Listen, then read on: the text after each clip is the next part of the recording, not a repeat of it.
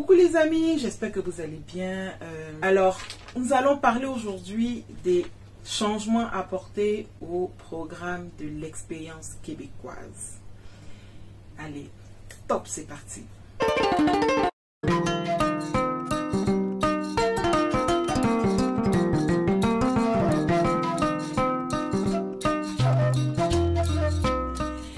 Aujourd'hui, on va parler de la nouvelle réforme qui est entrée en vigueur depuis le 22 juillet 2020. Ça change quoi pour un étudiant étranger, cette nouvelle réforme-là? Oui, au fait, il s'agit du programme de l'expérience québécoise. Et ce programme-là, à la base, il était fait pour permettre aux diplômés du Québec d'obtenir leur résidence permanente, en général même pour obtenir le CSQ en 2 semaines. Je peux vous dire que obtenir son CSQ en 2 semaines, ça fait une différence pour quelqu'un qui fait sa résidence permanente en allant chercher son CSQ dans le programme régulier. Parce que si vous n'appliquez pas pour l'expérience québécoise, vous allez devoir appliquer pour le programme régulier d'étudiants du Québec. Ça aussi, il y a des caractéristiques pour ce programme-là. Ici, je veux vous expliquer un peu qu'est-ce qui a vraiment changé dans ce programme-là. À la base, pour appliquer dans ce programme-là, il faut être diplômé du Québec. Il y a des diplômes qui sont admissibles. C'est quoi ces diplômes-là? C'est par exemple le diplôme d'études collégiales, c'est lui que tu l'obtiens en cégep après 3 années d'études. Il y a également une maîtrise, un doctorat, un baccalauréat, qui est l'équivalent un peu d'une licence là. Il y a également le diplôme d'études professionnelles qui comptabilise 1800 heures de formation. Donc, en général, des fois, parce que l'équivalent existe, c'est-à-dire que même si vous n'avez pas un programme d'études de 1800 heures, vous pouvez faire une attestation d'études collégiales combinée au diplôme d'études professionnelles pour avoir 1800 heures dans un programme. Ou alors tout simplement un DEP, parce qu'il peut arriver que vous fassiez comme 2 DEP qui comptabilisent un minimum de 1800 heures. C'est ces diplômes-là qui sont admissibles à ce programme-là. Et la deuxième condition, on va dire, c'est le français. On demande que la personne qui présente sa demande ait un niveau de français élevé. En général, c'est le niveau 7 minimum. Ça, c'est pas compliqué là, parce que déjà, si tu étudies en français et que tu as réussi tous tes cours, je ne crois pas que ce soit quelque chose qui soit compliqué. Dans ce programme-là, quand tu finissais ta formation, tu n'avais juste qu'à appliquer. Au bout de 2 semaines, tu as ton CSQ dans ta boîte aux lettres. Et le délai de traitement, voilà, 2 semaines. Qu'est-ce qui change maintenant avec la nouvelle réforme qui rentre en vigueur le 22 juillet 2020? C'est que maintenant, si tu finis ta formation, il faut que tu ailles chercher de l'expérience de travail. Alors, le Québec te donne un délai de 36 mois, précédant la date à laquelle tu déposes ta demande, bien sûr, pour aller chercher 12 mois d'expérience de travail. Et pas n'importe quelle expérience de travail, il faut que ce soit de niveau de compétence 0, de niveau de compétence A et de niveau de compétence B. Ces 3 niveaux de compétences-là sont valables pour des programmes de formation de diplôme d'études collégiales, la maîtrise, le baccalauréat et le doctorat. C'est-à-dire que si vous avez étudié dans une université, dans un cégep, vous avez fait une formation de minimum de 2 ans à peu près, qui donne ces diplômes-là, vous devez aller chercher une expérience de travail de 12 mois. Avec cette expérience de travail de 12 mois, dans les niveaux de compétences que je vous ai expliqué, c'est quoi le niveau de compétences 0?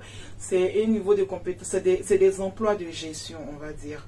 Je vais faire une vidéo spéciale où je vais parler un peu, je vais décortiquer un peu les niveaux de compétences pour que ce soit plus clair pour tout le monde. Mais là, aujourd'hui, je vais juste vous expliquer c'est quoi qui change réellement pour un étudiant étranger.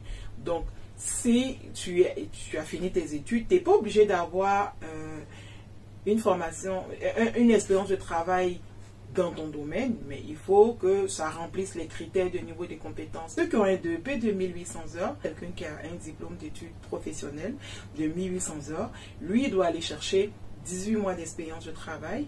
Ensuite de ça, les critères de ces emplois, c'est qu'il faut que ce soit de niveau de compétences 0, A, B et C, et particulièrement pour le C, il faut que ce soit lié à son expérience de travail. Maintenant, en règle générale, les niveaux d'emploi que vous allez aller chercher, vous n'êtes pas obligé d'avoir des emplois dans votre domaine de formation. Mais si vous pouvez, c'est un exemple, hein, si vous avez un poste de gestion, vous avez étudié en communication et que vous n'arrivez pas à avoir un poste de gestion en communication et que vous avez par exemple un poste de gestion en administration des affaires par exemple, le plus important c'est que le niveau de compétence soit validé. C'est-à-dire qu'il faut que ce soit un poste de gestion, c'est-à-dire qu'il faut que le poste soit de niveau 0. Donc, peu importe, un poste de gestion reste un poste de gestion, qu'il soit en administration, en communication, en marketing, en tout ce que vous voulez. Dès l'instant que vous n'avez pas, même si ça ne fait pas partie de votre domaine de formation, vous pouvez quand même faire ce travail-là. L'autre chose, c'est qu'au moment où vous présentez votre demande, il faut que vous soyez toujours en emploi. Ça, c'est bien important parce que même si vous avez complété vos 12 mois d'expérience de travail, au moment où vous faites votre demande, il faut que vous soyez toujours en emploi et que l'emploi aussi satisfasse les mêmes critères que je viens de vous donner plus tôt. Une autre chose aussi que je trouve, moi personnellement, je trouve que c'est intéressant, c'est que les stages sont comptabilisés dans votre expérience de travail. Admettons que vous faites une formation où vous avez beaucoup de stages en entreprise à faire, mais c'est un plus parce que ça va être comptabilisé dans le calcul de votre expérience de travail. Mais par exemple, si vous travaillez à temps partiel, ils vont calculer de sorte que ça soit un emploi à temps plein. Parce qu'il faut que vous fassiez minimum 30 heures de travail. Donc ça, c'est intéressant. Donc, par exemple, si vous commencez à travailler déjà avec 20 heures par semaine, vous pouvez aller chercher une petite expérience de travail de 20 heures qui va être comme un plus, de sorte que si vous finissez vos études, ben, vous n'aurez pas à faire beaucoup d'heures de travail pour aller chercher cette expérience de travail-là. Personnellement, moi, je pense que même si je vais étudier dans un programme de formation, je vais toujours chercher des stages pour les faire, juste pour au moins aller chercher au moins plus d'expérience de travail. En plus, ça va être bénéfique pour vous parce qu'après ça, ne sera pas autant difficile de trouver du travail dans votre domaine. Si vous voulez vraiment travailler dans votre domaine. Parce que là, après la formation, il va falloir trouver un emploi qui remplit juste les critères de niveau de compétences pour aller chercher le maximum de votre expérience de travail. Donc, il y a ça. Et l'autre élément qui change, c'est le niveau de français. Pour le demandeur principal, il n'y a aucun problème, c'est toujours le niveau de compétence 7. Mais pour la personne qui accompagne, admettons par exemple, vous avez un conjoint à l'intérieur ou une épouse, vous êtes obligé de mettre une preuve de test de français de niveau minimum 4. L'autre changement qui intervient également, c'est le délai de traitement. On est passé du délai de traitement de 2 semaines à 6 mois. Une chose aussi que je trouve intéressante, c'est qu'il y a un sursis qui est donné. Le gouvernement donne un sursis à ceux qui étudient présentement. Si vous obtenez votre diplôme maximum dans un délai de jusqu'au 31 décembre 2020, vous pourrez toujours appliquer dans le programme de l'expérience québécoise qui existait avant la nouvelle réforme. Donc, vous aurez aussi vos 2 semaines. Au bout de 2 semaines, vous aurez votre CSQ dans votre boîte aux lettres pour tout étudiant étranger qui vient étudier au Québec, juste à savoir pourquoi vous venez étudier au Québec. Donc, il faut aller lire tous ces éléments-là pour pouvoir faire un choix, moi je dirais, dépendamment des objectifs qu'on se fixe quand on vient au Québec. Si c'est juste étudier et partir, ben, il n'y a aucun problème.